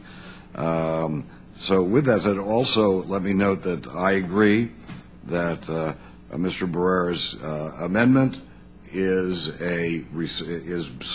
it's going in the right direction in that it's trying to be responsible, and it's not as big a major new expenditure as we seem to be hearing being backed on the other side of the aisle. But let's work together on this. I mean, we're opposing it now, but let me just give you a word. I'll work with you to find an offset that you may think shouldn't be a priority for NASA as well. Let's find that area and finance those areas that you think are important here. And one last thing, I do support the whole idea of space technology, and I've done it. Human space exploration missions to Mars may be a little bit too expensive for us now, but certainly deep space exploration is something we can do now in a cost-effective way. I believe in space solar power development, for example, and I certainly think that we need to handle what I consider to be the space infrastructure for other things that are being done, like, for example, getting rid of space debris, which is, if we don't have that as a priority, all these other things could be wiped away because they'd be shot out of the sky. So we've got that and things that we can find, I believe, if we work together, mutual priorities. But let's try to do that, and I'm willing to work with you on it. Thank you, but I oppose the amendment. Thank you. Thank you, Mr. Rohrbacher. The question is on the Barrera amendment. All in favor say aye. Aye. Opposed, nay. In opinion of the chair, the noes have it. The amendment is not agreed to. And Can I ask for a roll call? A roll call vote has been requested pursuant to committee rules. A recorded vote will be postponed. We will now go to an amendment to be offered by the gentleman from Florida, Mr. Grayson, and he is recognized for that purpose. Mr. Chairman, I have an amendment at And the the clerk will report the amendment. Amendment to H.R. 2039, offered by Mr. Grayson of Florida. Page 127, after line 18. Without objection, the amendment is considered as read, and the gentleman is recognized to explain his amendment. Thank you, Mr. Chairman. This amendment would require submission of the Kennedy Space Center and the Apollo 11 lunar landing site to the United Nations Educational, Scientific, and Cultural Organization, that is UNESCO, for designation as a World Heritage Site. According to UNESCO, World Heritage Sites must be of outstanding universal value and meet at least one of 10 selection criteria, the first of which is to represent a masterpiece of human creative genius. Clearly, putting a man on the moon is a masterpiece of human creative genius. For that reason, I'd like for NASA, through the joint listing of the Kennedy Space Center and the Apollo 11 lunar landing site, to receive the recognition it so justly deserves. The Statue of Liberty, Independence Hall, and the University of Virginia, jointly listed with Monticello, have a place on the World Heritage Site list already. And surely, then, the Kennedy Space Center, which has launched into space every astronaut who ever set foot on the moon, deserves a place on that list as well. To be clear, this is not any assertion of U.S. or other nations' sovereignty over any part of the moon, nor is it an assertion of any property rights or alter any property rights with regard to either of these two locations. It simply recognizes on a UN list what we all recognize in our hearts, which is what an amazing accomplishment it was to send human beings to the moon. I urge my colleagues to support this effort by voting for my amendment, and I yield the balance of my time. Thank you, Mr. Grayson. And the gentleman from Oklahoma, Mr. Lucas, is recognized in opposition. Thank you, Mr. Chairman. After striking the last word, The gentleman is recognized for 5 minutes. I appreciate Mr. Grayson's amendment and his passion for protecting these extremely important historic sites. And I think it's a concern that I share with Mr. Grayson, that we address these issues in the appropriate fashion, and I'd very enthusiastically like to work with in the future. But unfortunately, I believe at the present time in this piece of legislation, I must oppose that amendment. I think it runs contrary to some of the bipartisan policy provisions that have been approved at different points by this committee and in the full House. But I do appreciate where he's coming from. Being a child of the 60s who stayed up late into the night to watch that rather scratchy black and white television in 1969, and who watched every coverage of every rocket launch in the 60s and 70s. I share his points, but on this particular occasion, I must respectfully oppose this and ask my colleagues to reject the gentleman's amendment. Yield back, Mr. Chairman. Thank you, Mr. Lucas. Are there other members who wish to be heard on the amendment? The gentlewoman from Texas, Ms. Johnson, is recognized. Thank you very much, Mr. Chairman. I move to strike the last word. The gentlewoman is recognized for 5 minutes. I support Mr. Grayson's amendment. This amendment supplements the goals in Section 725 of this bill involving the protection of the Apollo landing sites. And while I believe that we should be careful as to what we submit to UNESCO in regards to the Kennedy Space Center, which is an active NASA launch facility, there's much merit to this proposal. I also believe that there is some legal groundwork that needs to be covered before we can implement this provision into law. For example, it is important to ensure that we stay within the bounds of our treaty obligations when carrying out this work. With that said, this is a good amendment and that pushes the discussion on this very important topic forward, and I urge my colleagues to support this amendment. Will the gentlelady yield? Will the gentlelady yield? I yield to Mr. Grayson. Thank you. It appears to me that Congressman Lucas and I are actually on the same wavelength here. I'm not sure exactly what he may be referring to, and I'd like to learn more about it. In that vein, if I can have the gentleman's assurance that we'll work together to try to accomplish this goal of having some appropriate territory listed on the UNESCO's list, then if I can have that assurance, and I'll yield to him to respond, then I'll withdraw the amendment. I would simply yield to the gentleman at the appropriate designation and preservation. I agree with fully. How we get there, I'm not sure yet, but let's work on it. Okay. Well, with that in mind and with that assurance, I withdraw my amendment. Okay. Without objection, the amendment is withdrawn, and I'll add my assurance as well to that, Mr. Grayson. Thank you, and I yield back. Oh, all that was under the gentleman's time. Well, free flow of information here. The gentleman from California, Mr. Rohrbacher, is recognized. And no. I have decided not to Offer your amendment? offer my amendment. Okay, Thank you. Very much appreciated. A vote on the floor is expected in the next 5 minutes. Probably a procedural vote, unexpected. And assuming that vote occurs, we will postpone all recorded votes until immediately after that vote. So I'd like for everyone to return as soon as possible so we can have these votes. Now, what happens if we don't have the procedural vote? If we don't have the procedural vote, we'll pick up and roll the votes at 1 o'clock, or immediately after this vote, whichever occurs last.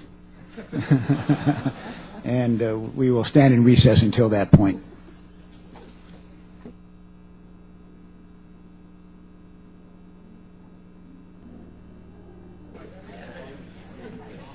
If we could get either Loudermilk or Medley, Okay. whichever of those comes in. Do we know they're on the way? Let me make sure again.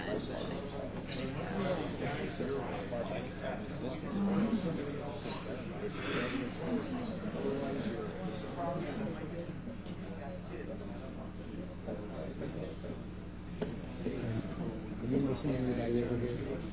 I see Myers and Clark. Is Vesey around?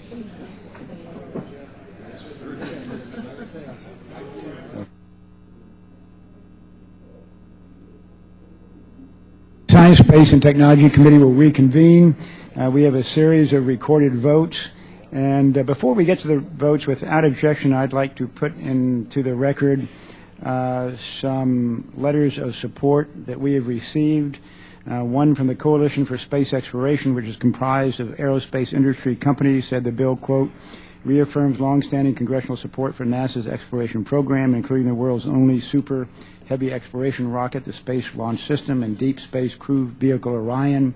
Using these exceptional and unparalleled exploration systems, NASA will soon return American astronauts to cislunar space for the first time in more than 40 years and eventually take us to Mars, with suppliers across 48 states providing components for SLS and Orion. Communities across the nation are all a part of returning American astronauts to deep space. And from the Commercial Spaceflight Federation, which represents more than 50 commercial space companies across the United States, also expressed its strong support for the bill, citing, quote, the committee's increased support for the commercial crew program and the bill's ability to restore America's capability to launch American astronauts on American rockets from American soil by 2017 and end our sole reliance on Russia. And in a letter from the Planetary Society Director of Advocacy, Casey Dreyer, praised the committee's, quote, scientifically ambitious, affordable plan of solar system exploration, as well as the bill's clear directives and support for NASA's future exploration. The Planetary Society, led by CEO Bill Nye, is considered one of the largest and most influential public space organizations in the world. The first question is on the amendment offered by the gentlewoman from Texas, Ms. Johnson, and the clerk will call the roll. Mr. Smith? No. Mr. Smith votes no. Mr. Lucas? No. Mr. Lucas votes no. Mr. Sensenbrenner? Mr. Rohrbacher? Mr. Rohrbacher votes no. Mr. Nagebauer? No. Mr. Nagebauer votes no. Mr. McCall? No. Mr. McCall votes no. Mr. Plazo? No. Mr. Plazo votes no. Mr. Brooks? Mr. Brooks votes no. Mr. Holtgren? No. Mr. Holtgren votes no. Mr. Posey? Mr. Posey votes no. Mr. Massey? Mr. Bridenstine? Mr. Bridenstine votes no. Mr. Weber? Mr. Johnson? No. Mr. Johnson votes no. Mr. Molinar? No. Mr. Molinar votes no. Mr. Knight? No. Mr. Knight votes no. Mr. Babin? No. Mr. Babin votes no. Mr. Westerman? No. Mr. Westerman votes no. Mrs. Comstock? Mrs. Comstock votes no. Mr. Newhouse? Mr. Palmer? Mr. Palmer votes no. Mr. Loudermilk? Mr. Loudermilk votes no. Ms. Johnson? Ms. Johnson votes aye. Ms. Lofgren? Mr. Lipinski? Aye. Mr. Lipinski votes aye. Ms. Edwards? Ms. Edwards votes aye. Ms. Bonamici? Ms. Bonamici votes aye. Mr. Swalwell? Aye. Mr. Swalwell votes aye. Mr. Grayson? Aye. Mr. Grayson votes aye. Mr. Barra? Ms. Esty? Ms. Esty votes aye. Mr. Vesey? Mr. Vesey votes aye. Ms. Clark? Ms. Clark votes aye. Mr. Byer? Mr. Byer votes aye. Mr. Perlmutter? Mr. Perlmutter votes aye. Mr. Tonko? Mr. Tonko votes aye. Mr. Takano? Mr. Foster? Mr. Foster votes aye.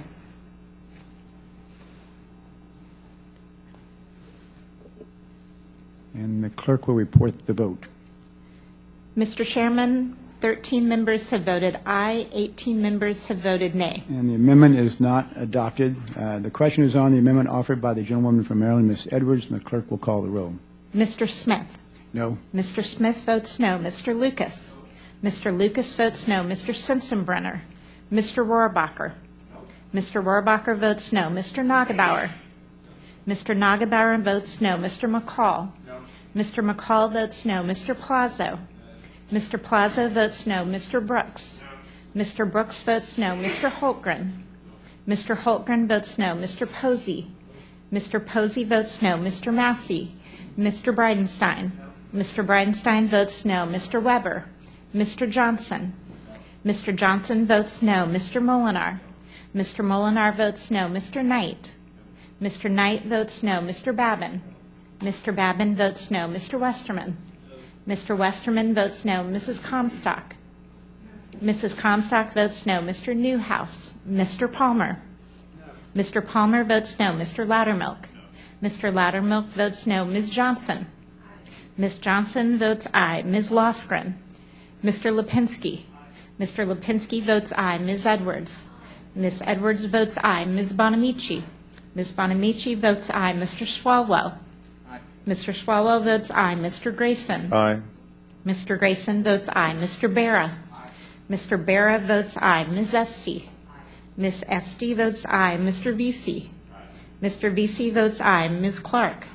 Ms. Clark votes aye. Mr. Byer? Mr. Byer votes aye. Mr. Perlmutter? Mr. Perlmutter votes aye. Mr. Tonko? Mr. Tonko votes aye. Mr. Takano? Mr. Foster? Mr. Foster votes aye.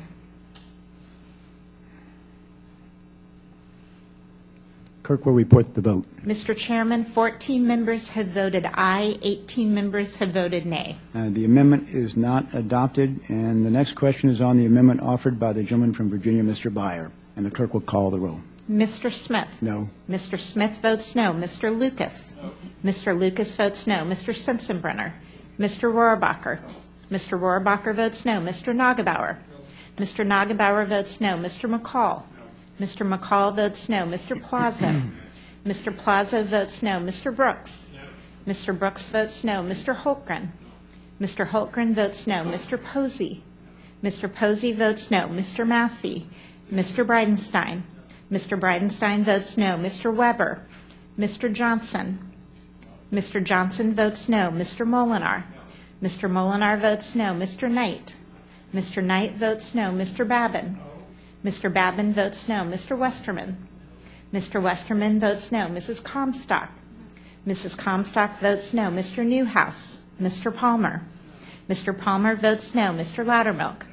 Mr. Loudermilk votes no. Ms. Johnson? Aye. Ms. Johnson votes aye. Ms. Lofgren? Mr. Lipinski? Mr. Lipinski votes aye. Ms. Edwards? Ms. Edwards votes aye. Ms. Bonamici? Ms. Bonamici votes aye. Mr. Swalwell? Mr. Swalwell votes aye. Mr. Grayson? Aye. Mr. Grayson votes aye. Mr. Barra? Mr. Barra votes aye. Ms. Esty? Ms. Esty votes aye. Mr. Vesey? Mr. Vesey votes aye. Ms. Clark? Ms. Clark votes aye. Mr. Byer? Mr. Byer votes aye. Mr. Perlmutter? Mr. Perlmutter votes aye. Mr. Tonko? Mr. Tonko votes aye. Mr. Takano? Mr. Foster? Mr. Foster votes aye. Clerk will report. Mr. Chairman, 14 members voted aye, 18 members voted nay. Okay, and the amendment is not adopted. The question is now on the amendment offered by the gentleman from California, Mr. Barra. The clerk will call the roll. Mr. Smith? No. Mr. Smith votes no. Mr. Lucas? Mr. Lucas votes no. Mr. Sensenbrenner? Mr. Rohrabacher? Mr. Rohrabacher votes no. Mr. Nagebauer? Mr. Nagebauer votes no. Mr. McCall? Mr. McCall votes no. Mr. Plazo? Mr. Plazo votes no. Mr. Brooks? Mr. Brooks votes no. Mr. Holtgren? Mr. Holtgren votes no. Mr. Posey? Mr. Posey votes no. Mr. Massey? Mr. Bridenstine? Mr. Bridenstine votes no. Mr. Weber? Mr. Johnson? Mr. Johnson votes no. Mr. Molinar? Mr. Molinar votes no. Mr. Knight? Mr. Knight votes no. Mr. Babin? Mr. Babin votes no. Mr. Westerman? Mr. Westerman votes no. Mrs. Comstock? Mrs. Comstock votes no. Mr. Newhouse? Mr. Palmer? Mr. Palmer votes no. Mr. Loudermilk? Mr. Loudermilk votes no. Ms. Johnson? Ms. Johnson votes aye. Ms. Lofgren? Mr. Lipinski? Mr. Lipinski votes aye. Ms. Edwards? Ms. Edwards votes aye. Ms. Bonamici? Ms. Bonamici votes aye. Mr. Swalwell? Mr. Swalwell votes aye. Mr. Grayson? Aye. Mr. Grayson votes aye. Mr. Barra? Mr. Barra votes aye. Ms. Esty? Ms. Esty votes aye. Mr. Vesey? Mr. Vesey votes aye. Ms. Clark? Ms. Clark votes aye. Mr. Byer? Mr. Byer votes aye. Mr. Perlmutter? Mr. Perlmutter votes aye. Mr. Tonko? Mr. Tonko votes aye. Mr. Tucano? Mr. Foster? Mr. Foster votes aye. Mr. Weber? No. Mr. Weber votes no. And the clerk will report the vote. Mr. Chairman, 14 members have voted aye, 19 members have voted nay. Amendment is not adopted.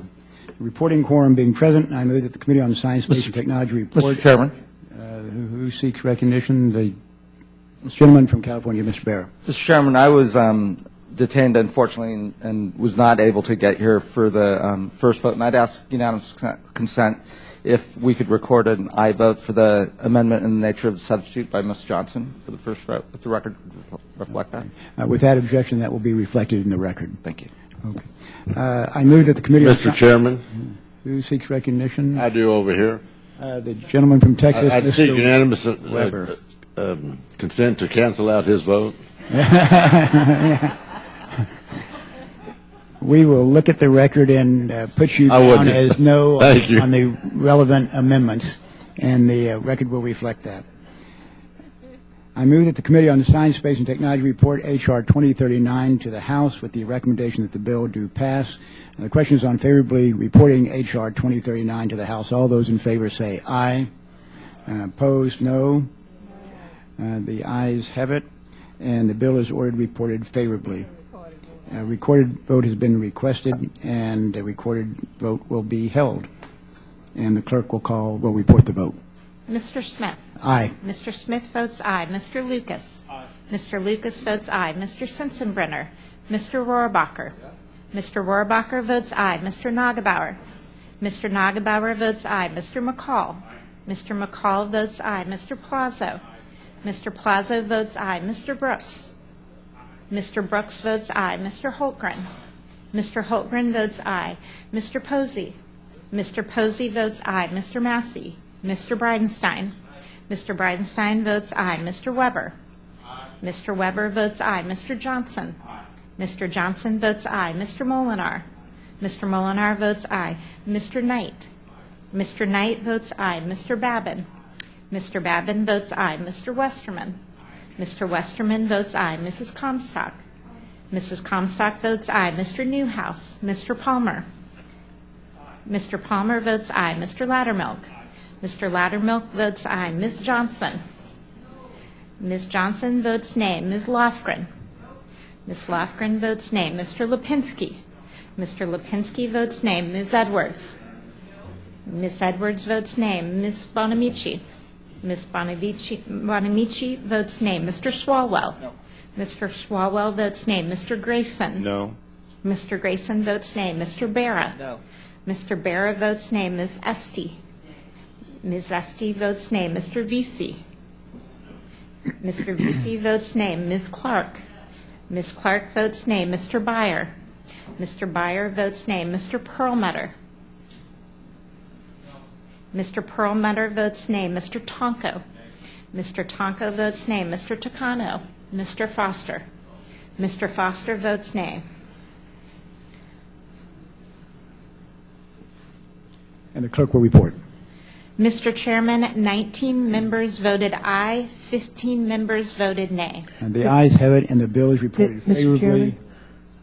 The gentlewoman from California. I would ask unanimous consent that had I been present and not unavoidably detained, I would have voted yes on the amendments, and if that could be noted at the appropriate Without place in the objection, that will be record. reflected in the record. Without objection, the motion to reconsider is laid upon the table, and H.R. 2039 is ordered reported to the House. I ask unanimous consent that staff be authorized to make any necessary technical and conforming changes. Without objection, so ordered. We had great attendance today. I thank all members for being here, and we stand adjourned.